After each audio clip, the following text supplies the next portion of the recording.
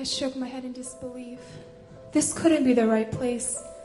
After all, I couldn't possibly be welcome here. I had been given an invitation several times by several different people, and I had finally decided to see what this place was all about. But this just couldn't be the right place. Quickly, I glanced around and down at my invitation that I was holding in my hand. I looked past the words, "Come just as you are, no jacket required," and found the location. Yes, I was at the right place. I looked through the window and saw a room of people whose faces seemed to just glow with joy.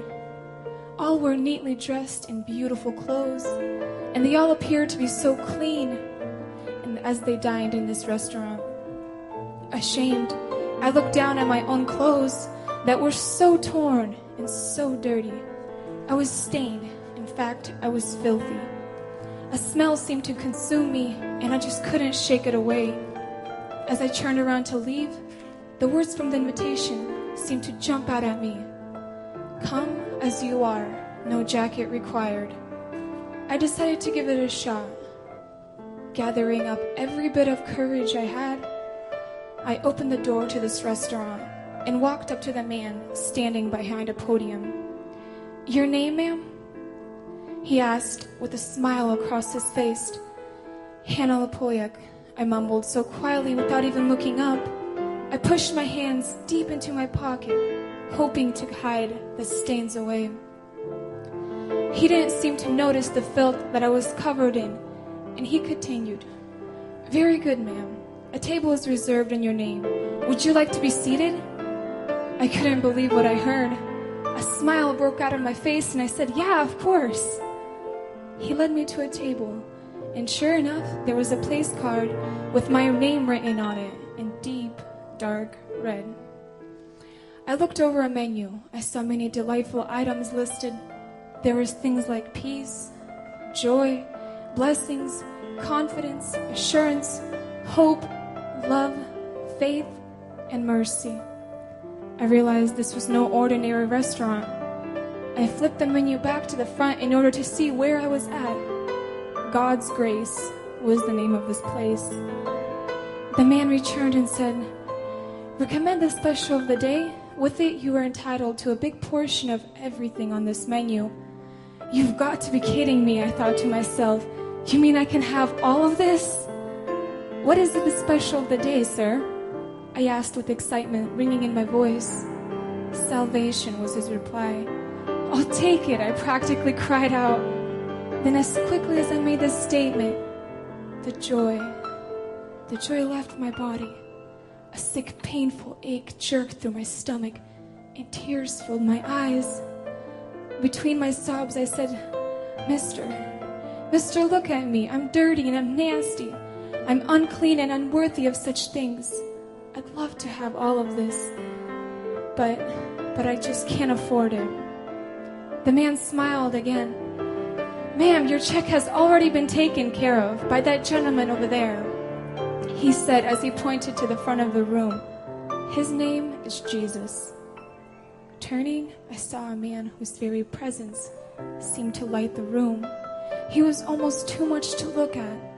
I found myself walking towards him, and in a shaking voice I whispered, "Sir, I'll wash the dishes, or I'll sweep the floors, or I'll take out the trash.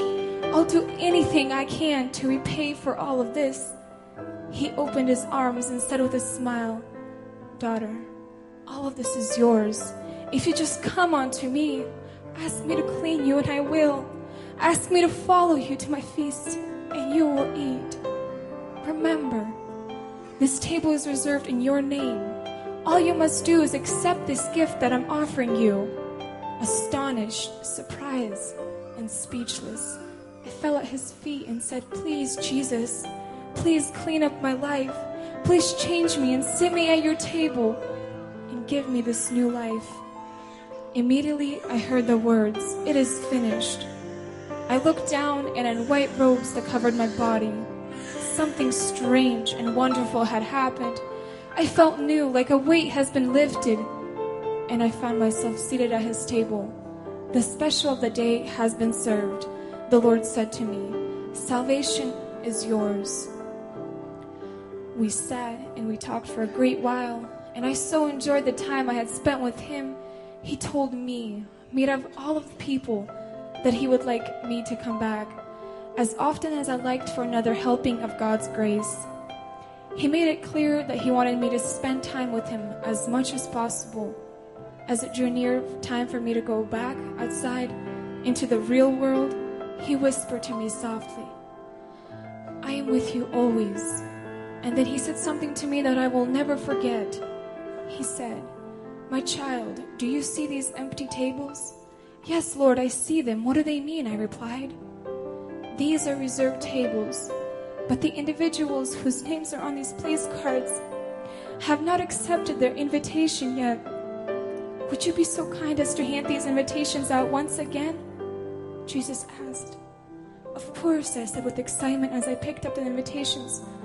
"Go there through all nations," he said as I turned to leave.